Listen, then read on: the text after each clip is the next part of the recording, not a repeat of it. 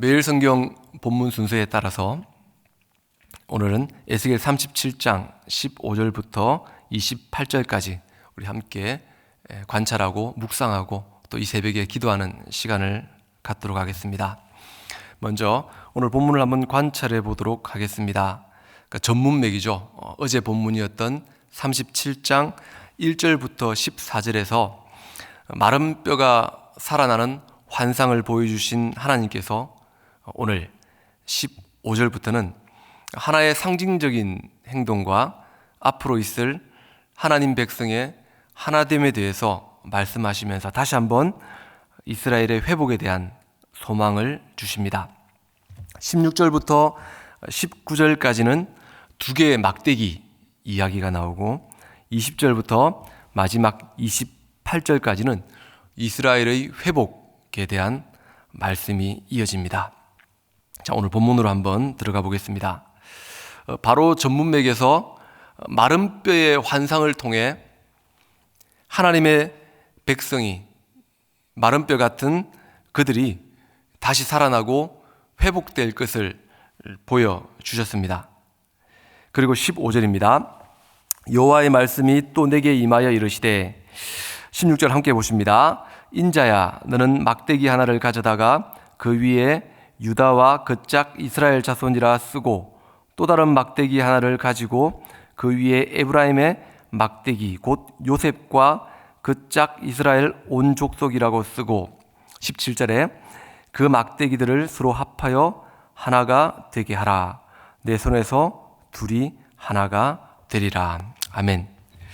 막대기 두 개를 가져다가 상징적인 행동을 하는데 한 막대기에는 유다와 그 짝 이스라엘이라고 쓰고 또 다른 막대기에는 에브라임의 막대기 곧 요셉과 그 짝 이스라엘 온 족속이라고 쓰고 그것을 하나로 합치라고 말씀합니다. 그 막대기를 서로 합하여 하나가 되게 하라. 여러분, 누가요? 이게 중요합니다. 누가 그렇게 말씀하셨다는 겁니까?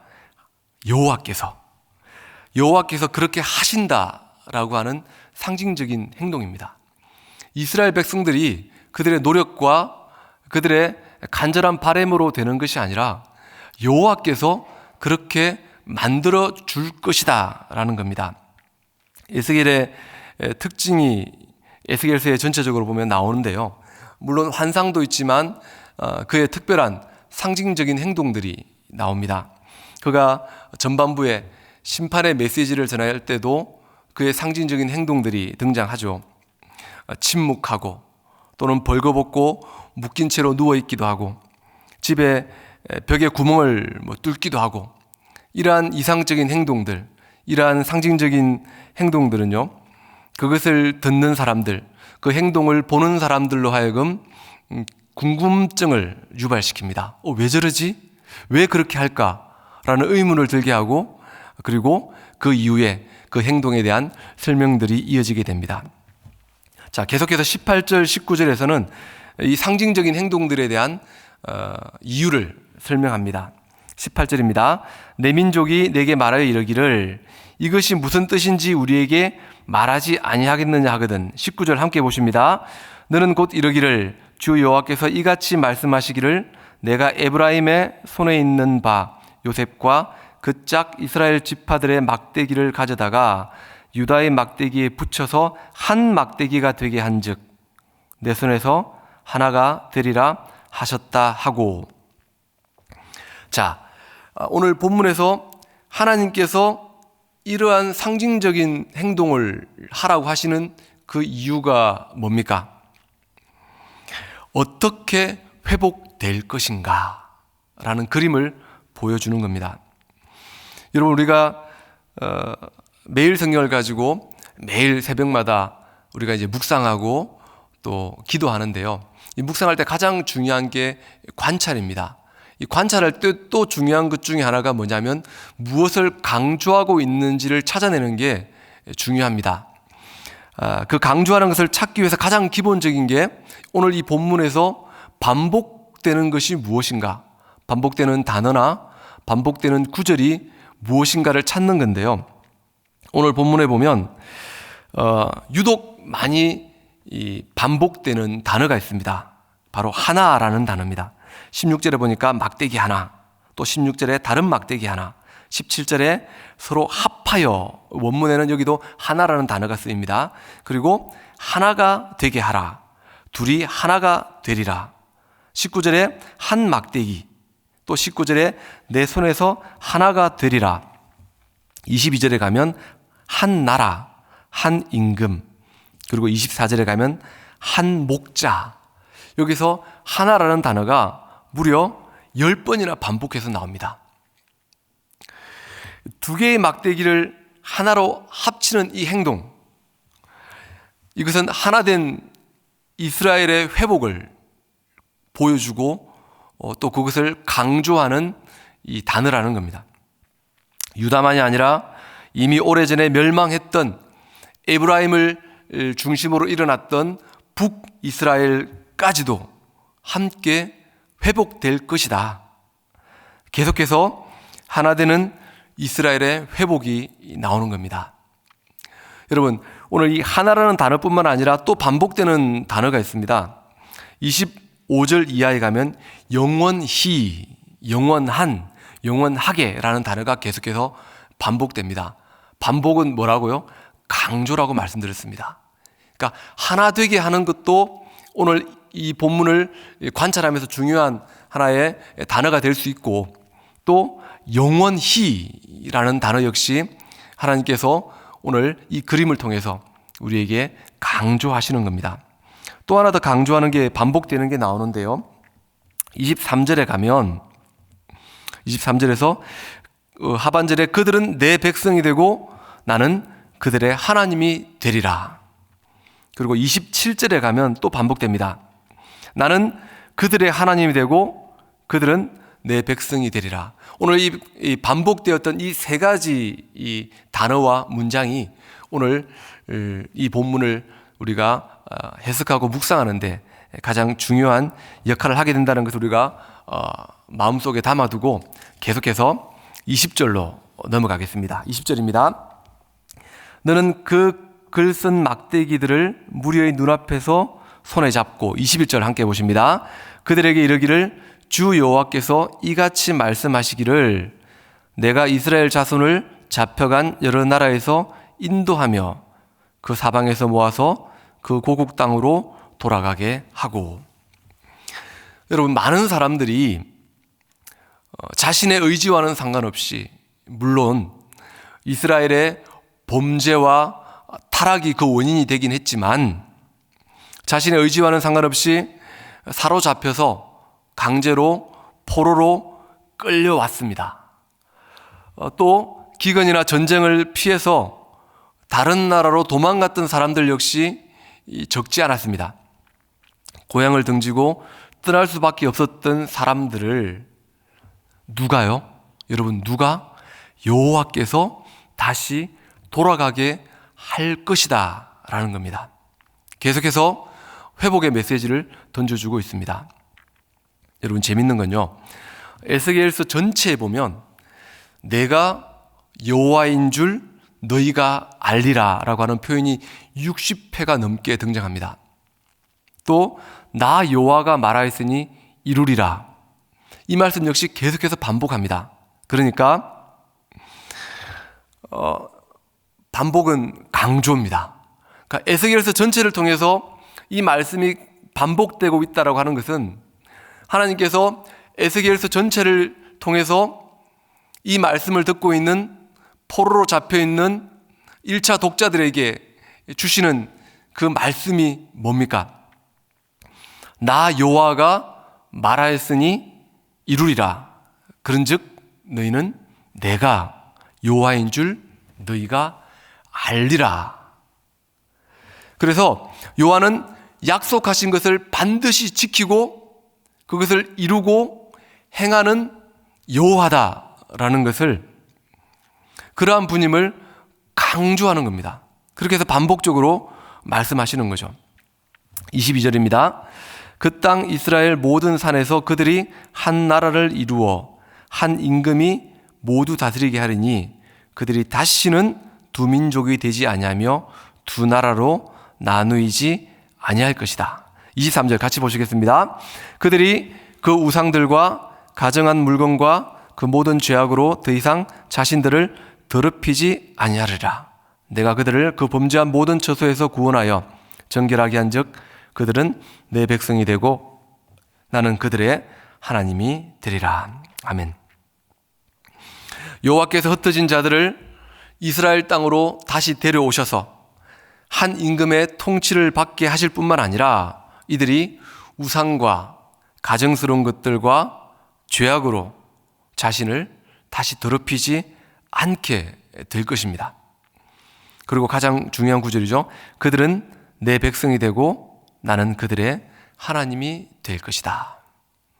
여러분, 원래 이랬습니다. 원래 이스라엘 백성들은 하나님의 백성이었고 하나님은 이스라엘의 하나님이었죠. 그런데 그들의 가증스러운 죄악과 우상 숭배로 인해서 결국 버림을 받았습니다. 그런데 하나님께서 그들은 내 백성이 되고 나는 그들의 하나님이 되리다 라고 하는 이 말씀을 통해서 다시 한번 관계가 회복될 것이다 라는 것을 강조하고 있는 말씀입니다. 24절을 같이 보겠습니다. 내 종 다윗이 그들의 왕이 되리니 그들 모두에게 한 목자가 있을 것이라. 22절에 약속하신 하나된 이스라엘을 다스릴 한 임금, 22절에 나왔던 그 임금을 내 종 다윗으로 24절에서 소개하고 있습니다. 그리고 25절 이하에 계속해서 반복되는 단어가 영원히, 영원한, 그리고 영원토록 계속해서 반복적으로 나옵니다. 강조하고 있는 거죠. 여호와의 말씀이 하나로 회복되고 다윗 왕이 영원히 다스리게 하겠다라고 약속하십니다. 그런데 여러분, 바벨론 포로의 생활에서 정말 그 하나님 말씀하셨던 것처럼 그들은 돌아오게 됩니다. 그리고 성전도 다시 세웁니다. 성벽도 재건하고 율법을 재정비해서 그 말씀을 들으면서 하루 종일 서서 눈물을 흘리며 회개도 했습니다. 하지만 그들은 여전히 하나 되지 못했습니다. 심지어 예수님 당시에도 사마리아 사람들을 향해 그들은 개취급합니다. 서로 나뉘고 분쟁하고, 그리고 그토록 기다리던 다윗 왕은 오지 않는 겁니다. 결국 AD 70년에 로마 장군 티투스에 의해서 헤롯 성전이 무너지고 예루살렘 성전은 완전히 회파당합니다. 그리고 그 이후 2000년 동안 그들은 나라를 가져보지 못합니다. 사랑하는 성도 여러분, 총선이 끝났습니다. 그죠? 내가 지지하는 정당이 완승을 했다고, 또는 내가 지지하는 정당이 완패를 했다고, 여러분, 거기에 소망 두지 마시기를 바랍니다. 파란색, 분홍색, 노란색 아무 의미 없습니다. 여러분, 이스라엘의 운명을 좌우했던 것은 느고가 이끌던 애굽의 군대도 아니었고, 아수르의 군대도 아니었고, 신흥강국 바벨론도, 또 그 바벨론을 무너뜨린 페르시아도, 로마도 아니었습니다. 여러분, 우리의 소망은, 오늘 이 말씀을 통해서 우리에게 주시는 하나님은, 우리의 소망은, 우리의 유일한 희망은 바로 예수일 수밖에 없다는 사실을 기억하시기를 바랍니다. 우리는 참 왕이신 예수 그리스도를 바라봐야 됩니다. 그분만이 우리의 참 목자가 되시고, 그분만이 우리의 영원한, 우리의 유일한 왕이시다라는 사실을 오늘 기억하시기를 바랍니다. 마지막입니다. 26절에 보니까 내 성소를 그 가운데 세워서, 27절에 내 처소가 그들 가운데 있을 것이요 28절에 내 성소가 영원토록 그들 가운데 있으리니. 여러분, 그들 가운데 성소를 두시겠다고 말씀하십니다. 그리고 그들 가운데 거하겠다고 약속하십니다. 언제까지요? 반복되는 단어가 있었죠? 영원히. 하나님의 성소, 하나님의 초소는 하나님께서 임재하시는, 하나님이 좌정하시는, 하나님이 거하시는 곳입니다. 단순히 건물과 장소의 개념이 아닙니다. 그렇다면 그분을 구원자로 모신 저와 그리고 여러분들, 우리 모두가, 우리 각자가 바로 교회고 그분의 성소고 그분의 초소라는 사실을 여러분 기억하시기를 바랍니다. 26절에 보니까 내가 그들과 화평의 언약을 세워 영원한 언약이 되게 하고 또 그들을 견고하고 번성하게 하며 내 성소를 그 가운데에 세워서 영원히 이르게 하리니. 27절에 내 처소가 그들 가운데 있을 것이며 나는 그들의 하나님이 되고 그들은 내 백성이 되리라. 28절 함께 보십니다. 내 성소가 영원토록 그들 가운데 있으리니 내가 이스라엘을 거룩하게 하는 여호와인 줄을 누가 알리라? 열국이 알리라. 아멘. 열국이 여호와인 줄 알 것이라고 말씀합니다. 자, 그럼 오늘 하루, 오늘 본문을 통해 내가 속한 공동체, 나 개인의 삶, 여호와의 거하는 초소인 나는 적어도 오늘 하루만이라도 지금 내가 있는 곳에서 분열과 갈등이 거쳐지고 하나됨을 이룰 수 있는가, 혹은 이루고 있는가.